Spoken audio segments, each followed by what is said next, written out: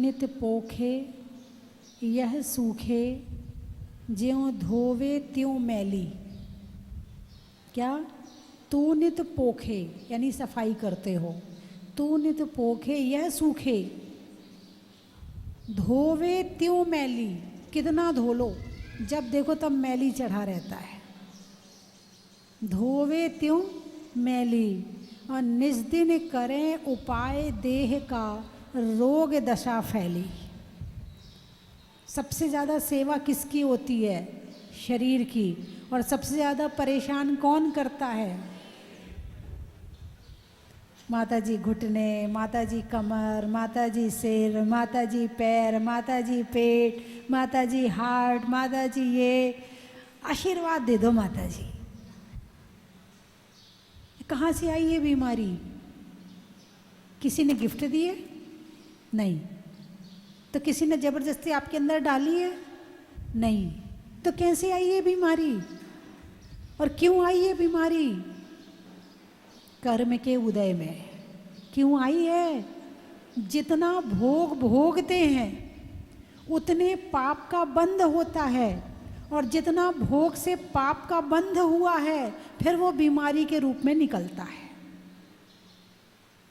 और गलत तरीके से, चलो सही तरीका हो तो फिर भी चलो ठीक है, गलत तरीके से भोग भोगे हों तो फिर डबल पाप होता है, और फिर वो बीमारी के रूप में निकलता है। सोचने का पाप किया है, दिमाग की बीमारी होगी। देखने का पाप किया है, आँख की बीमारी होगी। खाने का पाप किया है, पेट की बीमारी होगी। जिस अंग से पाप करोगे उस अंग की बीमारी होगी। और ये मैं नहीं कह रही हूँ, ये भगवान महावीर की वाणी है।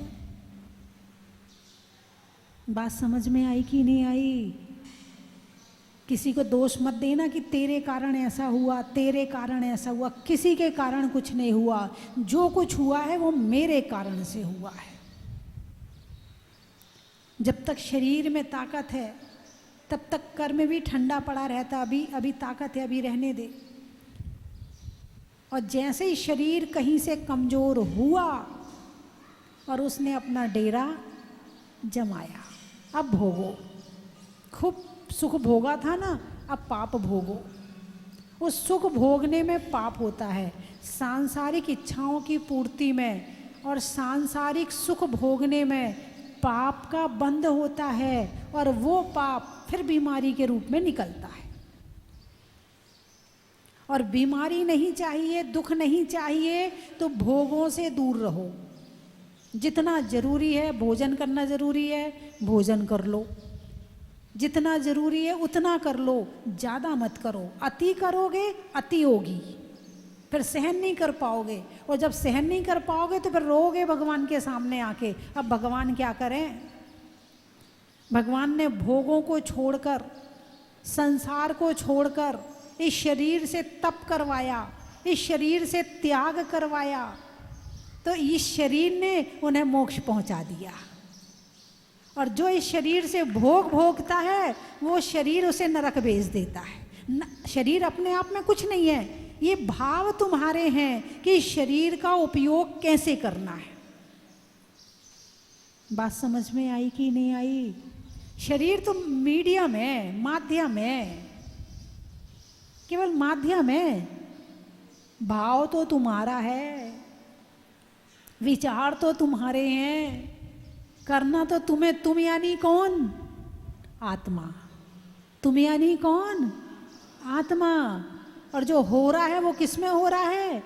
शरीर में हो रहा है। और इसका भोग कौन कर रहा है? आत्मा कर रही है। तू नित पोखे, दिन भर सेवा करते हैं। तू नित पोखे यह धोवे, कितनी साबुन लगा लेना। अभी तक आपने कितनी साबुन खत्म कर दी? ये शरीर साफ हुआ? भाई सफाई का मतलब तो ऐसा कि एक बार कर दो दोबारा गंदा ना हो। यहाँ तो सुबह साफ करो दोपहर में गंदा, दोपहर में साफ करो रात को गंदा, रात को साफ करो सुबह गंदा। दिन भर यही काम बचा है कि हम शरीर को धोते ही रहें, अपनी आत्मा को ना धोएं, अपने कर्मों को ना धोएं, अपने पापों को ना धोएं, केवल शरीर को धोने में जीवन लगा दें। ये शरीर केवल इसलिए मिला कि इसको धोते ही रहे? नहीं, ये शरीर मिला है तप के लिए, त्याग के लिए। अष्टमी चतुर्दशी साबुन का त्याग, अष्टमी चतुर्दशी साबुन का त्याग, सर्फ का त्याग, कपड़े नहीं धोएंगे। ऐसा हो सकता कि नहीं, आप गृहस्थी हो, आपका रोज का त्याग नहीं हो सकता है, लेकिन थोड़ा थोड़ा त्याग तो, अरे बोलिए ना कि चलो आज अष्टमी है तो आज या चतुर्दशी है तो आज साबुन नहीं लगाएंगे, आज क्रीम नहीं लगाएंगे, आज पाउडर नहीं लगाएंगे, आज लिपस्टिक नहीं लगाएंगे, आज का त्याग है। इतना तो हो ही सकता है ना। आप इतना शुरू तो करो, आपका ये छोटा सा त्याग बड़े त्याग में परिवर्तित हो जाएगा। आप छोटे से शुरुआत तो करो। कौन कौन कर सकता है? अष्टमी और चतुर्दशी की साबुन का त्याग, सर्फ का त्याग और क्रीम पाउडर लिपस्टिक का त्याग। अष्टमी और चौदस अच्छे से हाथ उठाओ। जो नहीं कपड़े नहीं, एक दिन बाद धो लेना। बर्तन थोड़ी सी छूट रख लो, है ना, उतनी छूट रख लो भाई। जो जरूरी है उसकी छूट रख लो, बाकी का त्याग कर दो। अब उठाइए हाथ, अब उठाइए हाथ। जो टीवी में देख रहे हैं वो भी हाथ उठा लें। बहुत बढ़िया। इस शरीर का होना क्या है? जलना है इसको, एक दिन तो जलना ही है ना। तुम कितना साफ कर लोगे? सागर के जल से सुसित कीजिए तो भी शुद्ध ना होई। सागर के समा, सागर में जितना पानी है उतने पानी से भी धो लो तो भी ये शरीर शुद्ध होने वाला नहीं है। इस शरीर की शुद्धि होती है तप से, त्याग से, संयम से, साधना से, ध्यान से, कषायों के त्याग से इसकी शुद्धि होती है। और वो करते नहीं, बस साबुन घिसते रहते हैं। और साबुन भी कौन सी वाली? जिसमें चर्बी पड़ी होती है। बहुत कम साबुन ऐसी हैं कि जिसमें चर्बी नहीं होती है। बहुत कम साबुन है, जिसे शाकाहारी साबुन कहते हैं। अधिकांश साबुन में जितनी महंगी और जितनी आपको लुभावनी साबुन है वो सब में चर्बी है। कुछ प्रोडक्ट ऐसे हैं जिनमें चर्बी नहीं है। आप पैसे देके खरीद रहे ना, फ्री में तो नहीं खरीद रहे ना। तो ऐसी चीज खरीदो जिसमें हिंसा ना हो। बात समझ में आई कि नहीं आई? ऐसी चीज खरीदो जिसमें हिंसा ना हो, अर्थात जिसमें चर्बी ना हो। ऐसी चीज खरीदो आप, तो उससे क्या होगा? कम से कम पाप तो बंध रहा है, उसकी मात्रा कम हो जाएगी। पाप की मात्रा कम हो जाएगी। तो इसीलिए कोई भी काम करो तो एक बार सोच लो, समझ लो किस में ज़्यादा पाप है, किस में ज़्यादा पाप नहीं है ना। तू नित पोखे यह सूखे, धोवे त्यों मैली, और निश दिन करें उपाय देह का। देह का उपाय, सिर से लेके पांव तक का उपाय चलता है पूरे घर में।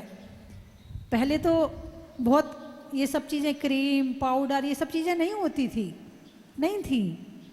तो आदमी थी नहीं तो बच गया। अब है, अब बच के बताओ। पहले वालों से ज़्यादा आपको पुण्य मिलेगा, क्योंकि है और आपने उपयोग नहीं किया। आप ज़्यादा ताकतवर माने जाएंगे, आप ज़्यादा श्रद्धालु माने जाएंगे, क्योंकि उपयोग कर सकते थे और आपने नहीं किया। और रोग दशा फैली और बीमारी तो आनी आनी है। और बुढ़ापा तो सबसे बड़ी बीमारी है। बुढ़ापे से बड़ी कोई बीमारी है? सबसे बड़ी बीमारी बुढ़ापा है, जो जन्म के साथ लेकर आए। मात पिता रज वीरज मिलकर बनी देह तेरी। ये शरीर किससे बना है? मात पिता, मात पिता से नहीं बना। रज और वीरज, ये रज और वीर्य क्या है? माता का रज और पिता का वीर्य। रज का मतलब धूल, रज का मतलब मिट्टी, रज कण, है ना। तो रज का मतलब धूल मिट्टी, और वीर का मतलब शक्ति। शक्ति किस में होती है? जीव में होती है। तो पिता के द्वारा बीज और माता की मिट्टी में जब वपन किया जाता है तो इस देह का निर्माण होता है। और ये प्रक्रिया ऐसा ही है जैसे एक इंद्रिय में पेड़ पौधों की, बीज है और मिट्टी है, बीज है और मिट्टी है। बीज कहाँ डाला जाता है? मिट्टी में डाला जाता है ना। फिर उसके और डालने के पहले बड़ी व्यवस्था होती है। ऐसा नहीं कि किसान ने बीज लिया और ऐसे ही फेंक दिया और काम हो गया, नहीं, बड़े व्यवस्थित तरीके से डाला जाता है। पहले खेत में हल चलाया जाता है, फिर उसमें बीज डाला जाता है, फिर उसे ढांका जाता है, फिर उसके बाद में उसमें पानी डाला जाता है, धूप की किरण पड़ती है, हवा लगती है, फिर बाड़ लगा देते हैं चारों तरफ तो उसकी रक्षा होती है, तब कहीं जाके उसमें पेड़ होता है। तो ये एक इंद्रिय की व्यवस्था है। पंचेंद्रिय की क्या व्यवस्था है? इसमें पहले शादी होती है, और यही समझ लो व्यवस्था है। ये भी एक इंद्रिय की व्यवस्था अलग है और पंचेंद्रिय की व्यवस्था अलग है। काम दोनों का एक ही है। उसमें भी जो पेड़ बना है वो जीव है। पेड़ बना है वो क्या है? जीव है, वो एक इंद्रिय है। और जो पानी है वो भी एक इंद्रिय है, जो हवा है वो भी एक इंद्रिय है, और जो धूप है वो भी एक इंद्रिय है। और ये सब जब मिलते हैं तब जीव पेड़ बनता है। और इतना सब कुछ ना मिले, आप जो उबला हुआ पानी है ना वो पेड़ में डालो, पेड़ नहीं होगा, मर जाएगा। ऑक्सीजन बंद कर दो, पेड़ को, गमले को किसी चीज से ढक दो, ऑक्सीजन नहीं मिलेगी, मर जाएगा। धूप नहीं मिलेगी, मर जाएगा। तो जीव से जीव का निर्माण होता है। तो मात पिता रज वीरज मिलकर पहले शादी की व्यवस्था होती है, और ये बड़ी व्यवस्थित, ये किसी और जाति में नहीं है, ना देवताओं में है, ना नारकियों में है, ना तिर्यंचों में है, ये सारी व्यवस्था मनुष्यों में है। क्यों? क्योंकि इसी शरीर से तप और त्याग करना है, इस शरीर से मोक्ष जाना है, इस शरीर से महाराज बनना है, साधु बनना है। इसलिए इसमें सारी व्यवस्थाएं बनाई गई हैं, इसलिए इसमें जाति व्यवस्था बनाई गई है, इसलिए इसमें वर्ण व्यवस्था बनाई गई है। यदि ये अव्यवस्थित हो जाएगा तो मोक्ष की व्यवस्था भी बंद हो जाएगी। यदि ये अव्यवस्थित हो जाएगा तो धर्म भी खत्म हो जाएगा। इसलिए इसको बड़ा व्यवस्थित तरीके से चलाया है। और किसने चलाया है? भगवान आदिनाथ के समय से ये शादी की व्यवस्था चली है। और उनकी शादी की व्यवस्था, उनका पंडाल लगाने स्वर्ग से कुबेर आया था।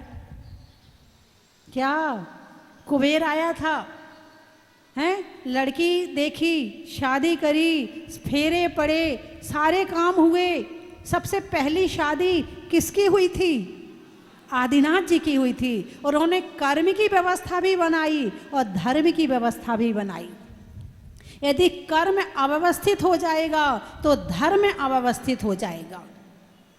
फिर भरत चक्रवर्ती ने वर्ण व्यवस्था बनाई कि कहीं ऐसा ना हो कि वर्ण व्यवस्था ना बनाई जाए तो कोई किसी से भी शादी कर ले तो भी संतान सही होने वाली नहीं है। इसलिए वर्ण व्यवस्था बनाई कि अपने अपने वर्ण में शादी करो। यदि ऊंचे नीचे में करोगे तो आने वाली संतान जो आएगी वो सही नहीं होगी। अभी आप देख लो, यदि बासमती का चावल आप किसी दूसरे एरिया में बो, नहीं होगा, और होगा भी तो उसकी क्वालिटी कमज़ोर हो जाएगी। उसके हिसाब की मिट्टी उसे चाहिए। यदि उसके हिसाब की मिट्टी, वातावरण उसे मिलेगा तो बासमती क्वालिटी बढ़िया देगा, बीज कितना अच्छा हो। लेकिन यदि भूमि अच्छी नहीं है तो पेड़ भी अच्छा होने वाला नहीं है। इसीलिए जो शादी की व्यवस्था, समधन और समधि, अरे बोलिए ना, क्या कहा जाता है जब शादी होने के बाद जो उन बच्चों के माता पिता होते हैं उन्हें क्या कहा जाता है? समधन और समधि। इसका मतलब जानते हो? सम धन, जिनका धन समान हो। कहाँ शादी करना? ना अधिक अमीर में करना, ना अधिक गरीब में करना। तुम्हारी बच्ची का भाग्य होगा तो वो घर में जाके अमीर कर देगी, और नहीं होगा तो जो अमीर है वो भी गरीब हो जाएंगे। इसीलिए का सम धन है, जिसका धन समान हो उसके यहाँ शादी करना। समधि, जिसकी बुद्धि समान हो। यदि एक ज़्यादा बुद्धि वाला हो गया और एक कम बुद्धि वाला हो गया तो क्या होगा? दोनों में लड़ाई बजेगी। सारे तू मूर्ख है, तू पागल है, तेरे को ये नहीं आता, तू ऐसा नहीं करती, तू वैसा नहीं करती, सारे दिन यही लड़ाई मची रहेगी। तो समधि, बुद्धि भी समान होनी चाहिए। बुद्धि समान हो और धन समान हो और जाति समान हो, और फिर जो शादी होती है तो आने वाला पेड़ भी अच्छा होता है। लेकिन अभी ये व्यवस्था बहुत बिगड़ रही है, बहुत बिगड़ रही है। इस बात को तो लोग समझने तैयार ही नहीं है कि ये जातिवाद कुछ होता है, वर्णवाद कुछ होता है। आने वाली पीढ़ी तो इसको समझने तो क्या होता है, जैसा खून उसका वैसा खून हमारे शरीर में। यही कहते हैं ना, क्या होता है जाति से, क्या होता है धर्म से। अरे वो उसे जैन बना देंगे, अरे उसे ऐसा कर देंगे, ये कह कह के वो इस बात को भूल जाते हैं कि इसका भी कुछ रहस्य है। मात पिता रज वीरज मिलके, है ना, नारी को रज और पिता को वीर, पिता का वीर और माता का रज, नारी को धरती के समान कहा है। किसान खेत में हल चलाता है, गड्ढा करता है, धरती कभी उफ नहीं करती है। गंदगी करते हैं लोग, धरती कभी कुछ नहीं कहती है। हैं, मिट्टी खोदते हैं लोग, धरती कभी कुछ नहीं कहती है। धैर्य, क्या धैर्य, सहनशीलता, क्या सहनशीलता, नारी को धरती के समान सहनशील कहा है। और जिस नारी में सहनशीलता नहीं है वो नारी नारी के गुण वाली नहीं है। बीज बोने के बाद, गड्ढा करने के बाद भी वो धरती पेड़ बनाती है। इसीलिए माता के गर्भ में संतान रहती है, पिता के गर्भ में नहीं होती है। पिता का जीव और माता का रज 9 महीने तक सहनशील है, इसलिए इसके गर्भ में संतान रखी है। और सहनशील ना हो तो शायद ये भी संतान को पैदा ना कर पाए।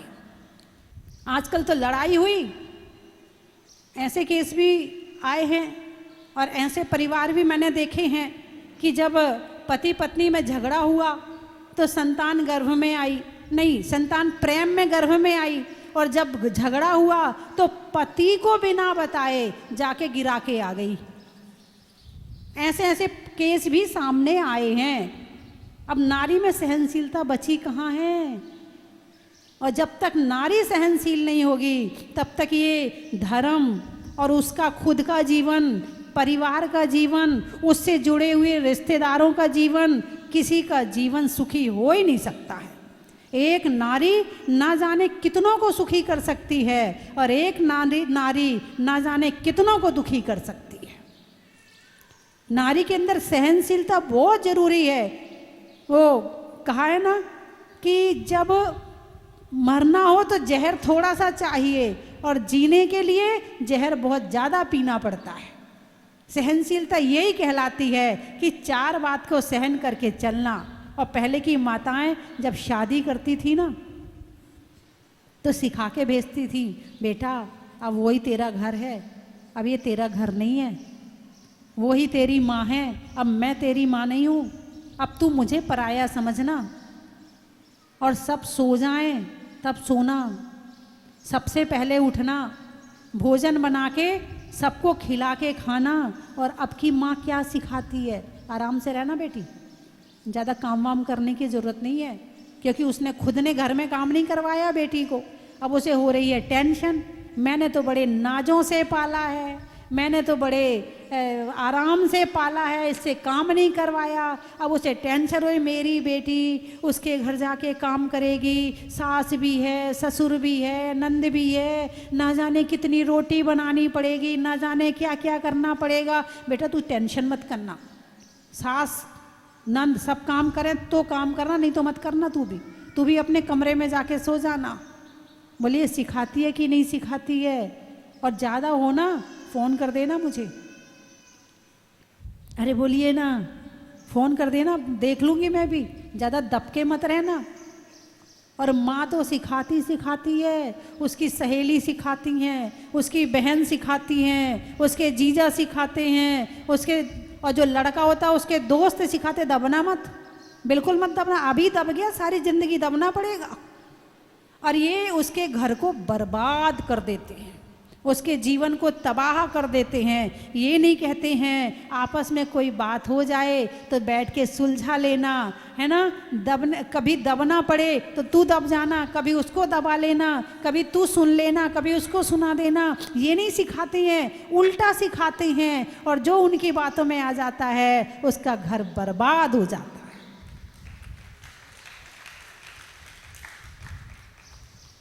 इधर सास ने जरा सा कह दिया, बेटा आज तूने सब्जी में तेल ज़्यादा डाल दिया, बस हो गया मुंडा खराब।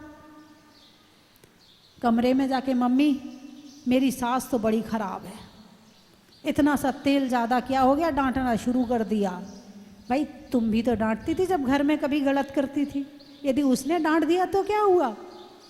कभी भी सास की डांट को अपनी माँ से मत बताना कि सास ने मुझे कुछ कहा है। जो अपनी सास की बात को माँ से बताएगा उसकी माँ बीमारियों का घर बन जाएगी।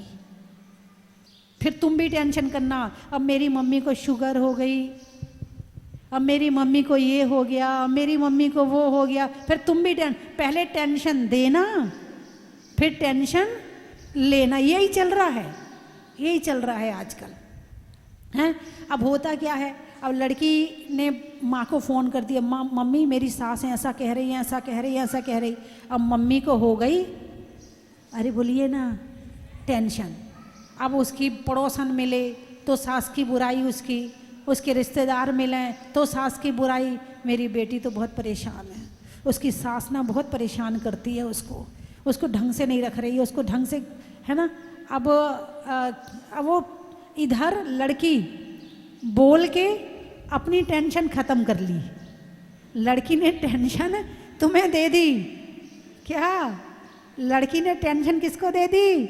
माँ को दे दी। और लड़की कमरे से निकल के इधर देवर मिला, इधर नंद मिली, हंसना खेलना शुरू। और माँ घुली जा रही है, घुली जा रही है, घुली जा रही है, घुली जा रही है। फिर 2-4 दिन बाद फिर कोई ससुराल में बात हुई, फिर बता दिया मम्मी वो ऐसा कह रही थी, मेरी नंद ऐसी कह रही थी, मेरे पति ऐसी कह रहे थे। मम्मी फिर टेंशन शुरू। जैसे उसकी टेंशन थोड़ी सी कम होती है वो दूसरी टेंशन फिर दे देती है, उसकी मम्मी फिर टेंशन। और ऐसी टेंशन में कहीं बीपी, कभी शुगर, कभी ब्लड, कभी प्रेशर, कभी हार्ट प्रॉब्लम, कुछ हो जाता है। फिर वो बताती बेटा मुझे शुगर हो गई। अब बिटिया को टेंशन, अब किसको टेंशन? अब बिटिया, अब मेरी माँ को शुगर हो गई, अब 24 घंटे माँ की याद आ रही है, मेरी माँ को शुगर हो गई, मेरा माँ की बीपी हाई हो गया, मेरी माँ को। अब पहले दी थी, अब लो, ये दुनिया तो यही है, जो दोगे। अरे बोलिए ना, जो दोगे, जो बोगे। इसलिए शांति से रहो, ज़्यादा लेने देने की ज़रूरत नहीं है, अपनी टेंशन खुद निपटो, किसी दूसरे को देने की ज़रूरत नहीं है। हाँ उपाय पूछ लो कि मम्मी मैंने आज तेल ज़्यादा डाल दिया था, तो कम डाल के सब्जी अच्छी कैसी बनाए, ये बताओ आप तो मुझे, ये पूछो। ये मत कहो कि डांट पड़ी है।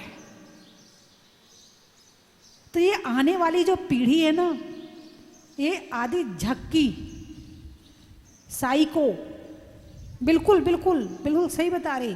क्योंकि जो अपनी समधन और समधी इनके हिसाब से जिनने शादी नहीं करी और जो प्लानिंग करके शादी करते हैं, जो मतलब वो देखने में सुंदर संतान तो हो जाएगी मगर इधर से सुंदर नहीं होने वाली है। ना खुद मंदिर जाते हैं, ना प्रवचन सुनते हैं, ना संतों के पास जाते हैं, ना संतों की सेवा करते हैं। आने वाली पीढ़ी ऐसे ही तो आ रही है, बस उन्हें तो पैसे की लगन लगी है, पैसा कमा लूँ। 8 घंटे 10 घंटे जब काम करते हैं तो वहाँ से जब थक हार के आते हैं तो कहाँ से साधु संत याद आएंगे, कहाँ से वो उनको नमोकार मंत्र याद आएगा। खाओ और पड़ जाओ। मेरा बेटा 1 लाख रुपए महीने कमाता है, मेरा बेटा 4 लाख रुपए महीने कमाता, मेरी बेटी के भी 50,000 हो गए हैं। मेरे धर्म कितना आया ये तो बताओ। अरे बोलिए ना, धर्म का जीवन कितना हुआ? पैसा तो कमा लिया, ये पैसा सुख दे ये कोई गारंटी नहीं है। उस पैसे से डिनर सेट ले आओ, डाइनिंग सेट ले आओ, ड्रेसिंग सेट ले आओ, टी सेट ले आओ, और कितने सेट होते हैं, सारे सेट ले आओ घर में उस पैसे से, मगर ये अपसेट है तो सारे सेट खराब है। तो मिट्टी का भी महत्व है और बीज का भी महत्व है। और जब गर्भ में संतान आती है तो घर में सास भी होनी चाहिए, ससुर भी होना चाहिए है, और तुम्हारे देवर नंद, ये तुम्हारी बाड़ है। जैसे किसान खेत में बीज डालने के बाद में बाड़ बनाता है कि इस बीज को कोई पशु खा ना जाए, बाड़ बनाता है।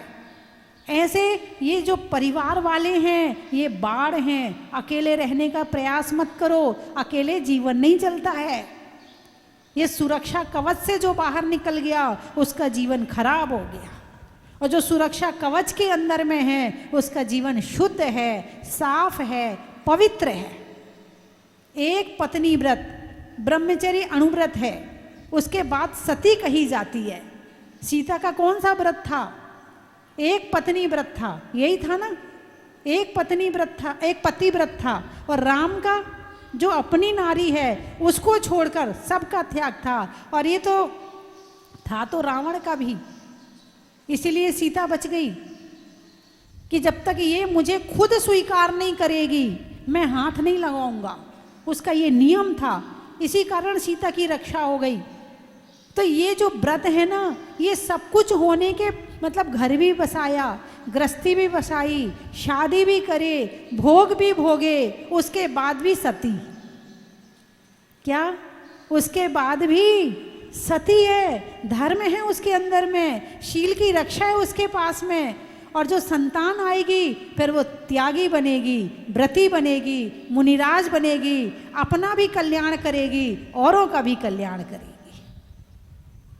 इसलिए मिट्टी का भी महत्व है और बीज का भी महत्व है, जाति का भी महत्व है, धन का भी महत्व है और बुद्धि का भी महत्व है। समधि समधन, समधि बुद्धि बराबर की होनी चाहिए, और समधन धन भी समान होना। तुमने अपनी लड़की की शादी ज़्यादा अमीर में कर दी, अब पता नहीं वो वहाँ सेट हो पाए या ना हो पाए। किसी अमीर लड़की को गरीब लड़के से प्यार हो गया, वो 4 दिन टिकेगी, 5वें दिन भाग जाएगी, क्योंकि अमीरी में रहने का उसे अभ्यास है। तो इसलिए समधि और समधन के साथ ही रहना चाहिए, अपने समान लोगों के साथ रहना चाहिए। ज़्यादा ऊंचे के साथ रहोगे तो टेंशन होगी, ज़्यादा नीचे के साथ रहोगे तो अवगुण आ जाएंगे, अभिमान आ जाएगा। इसलिए जो तुम्हारी क्वालिटी है उस हिसाब के लोगों के साथ रहना चाहिए। अरे बोलिए ना, हाँ या ना? तो मेरी बात आपकी समझ में आ गई? आ गई? अपने बच्चों को जाके समझा देना, अपने बच्चों में धर्म के संस्कार दे देना। नहीं, बिल्कुल सही बात है। यदि बच्चों को ये बात नहीं, क्योंकि आजकल के पढ़े लिखे बच्चे हैं, उनने पढ़ लिख के उल्टी चीज़ तो पढ़ ली है जो दुनिया पढ़ा रही है, जो फिल्मी दुनिया पढ़ा रही है वो चीज़ पढ़ ली, जो सीरियल पढ़ा रहे हैं वो चीज़ पढ़ ली, और जो रहस्य की बातें पढ़ाने की थी वो तुमने उन्हें नहीं पढ़ाई, तो वो गलत तो करेंगे ही करेंगे। और इसमें गलती उनकी नहीं है, गलती तुम्हारी है कि तुमने क्यों नहीं ऐसे संस्कार दिए, तुमने शिक्षा क्यों नहीं दी, तुमने धर्म का रहस्य क्यों नहीं बताया उसे। यदि धर्म का रहस्य बता दिया होता तो वो कभी गलत मार्ग पर नहीं जाती। जिसकी जड़ खोखली होगी तो पौधा क्या हरा होगा, और खोट जब सोने में होगी तो कंगन क्या खरा होगा। जो काम तुमने नहीं किए, जो ज्ञान तुम्हें ही नहीं है, क्या तुम अपने बच्चों को दे पाओगे। तो आज से वो ज्ञान करना शुरू करो और उस ज्ञान को करके बच्चों के अंदर भेजो, वो संस्कार दो, भावनाएं दो। जब तक भावना नहीं दोगे तब तक वो सही मार्ग पर चलने वाली, और जब हाथ से निकल जाती है, माता जी इसको समझा दो, महाराज जी इसको समझा दो, ये मेरी बात नहीं मान रही, फिर रोते बैठते हो। बात समझ में आई कि नहीं आई। अपने बच्चों को पाठशाला भेजो, छोटे छोटे बच्चों को, बड़े होते ही तो वो हॉस्टल में चले जाएंगे, कम से कम जब तक घर में है तब तक तो दे दो। और वैसे ही बहू तुम्हारी बात नहीं मानती है, जब तक मान रही है तब तक तो कर ही लो। अरे बोलिए ना, आप हंस रहे हो मेरी बात पर। और जितनी बहुएं बैठी हैं, जितनी बहुएं सुन रही हैं मेरी बात को, उतनी बहुएं अपने बच्चों के अंदर वो संस्कार जरूर देंगी, ताकि बासमती चावल बासमती रह सके, जीरा शंकर रह सके, काली मूछ रह सके, सब अपनी अपनी क्वालिटी के अनुसार रह सकें, क्वालिटी ना बिगड़े। और तुमने अपनी क्वालिटी बिगाड़ी तो आने वाली पीढ़ी की क्वालिटी अपने आप बिगड़ जाएगी। चलिए, मैं 3 चीजें बोलूंगी, आपको कहना बड़ा ही महत्व है। कहो तो सुना दूं? सुना दूं? अच्छा। ट्रेन में टीटी का, घर में बेटी का, और बच्चों की क्वालिटी का। बारिश में नमी का, रहने के लिए जमी का, और बीज बोने में भूमि का, तिथियों में तीज का, नहीं आने में खींच का, और जीव रूपी बीज का, अनाज में तने का, पर्वत में झरने का, और धर्म की बात को अपने बच्चों को समझाने का, चावल में चुनने का, बुनाई में बुनने का, और बड़ी शांति से प्रवचन सुनने का। कहाँ कहाँ से आए हो? सागर, शैली में नागर का, पानी में गागर का, और आने वालों में सागर का। आम की बौर का, नेता के दौर का, और आने वालों में इंदौर का। विद्यापुर, गाने में सुर का, नृत्य में नूपुर का, और आने वालों में मिर्जापुर का। टोड़ा, जानवरों में घोड़ा का, वस्तु के जोड़ा का, और आने वालों में टोड़ा का। दावत, बच्चों के लिए माँ की गोद का, होने में बोध का, और आने वालों में दाहोद का। जयपुर, गाने में सुर का, पशुओं में खुर का, और आने वालों में जयपुर का। भोजन में चटनी का, कटनी वाले ना, भोजन में चटनी का, नट में नटनी का, और आने वालों में कटनी का। झांसी,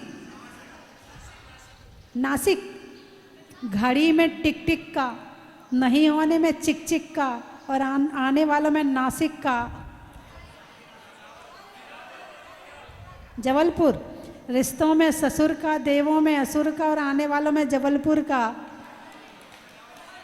होने में गदगद का, मंत्रों में बदवद का, और आने वालों में सनावद का। शरीर में पाँव का, सुधरने में भाव का, और आने वालों में राजनांद गांव का। अकोड़ा, अकोला, रठोरा, सरनेम में ठोरा का, सरनेम में ठोरा का। सामान भरने में बोरा का, और आने वालों में रठौरा का। बड़ा ही महत्व है। लोहारिया। राम की सिया का, सावन में बिया का, आने वालों में लोहारिया का। बड़ा ही महत्व है। गुना, अनाज में चना का, गर्मी में पना का और आने वालों में गुना का। बड़ा ही महत्व है। फूल में कली का, तपस्या में बाहुबली का, आने वाले में मुंगावली का। बड़ा ही महत्व है। बीना, बीना, पेड़ में तना का, गर्मी में पना का और आने वालों में बीना का। देवरी, देवरी, क्योरी, क्योरी, देवरी ना,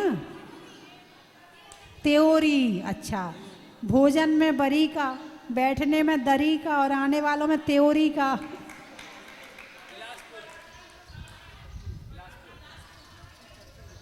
वृक्षों में बड़ का, बड़ की जड़ का और आने वालों में बिलासपुर छत्तीसगढ़ का।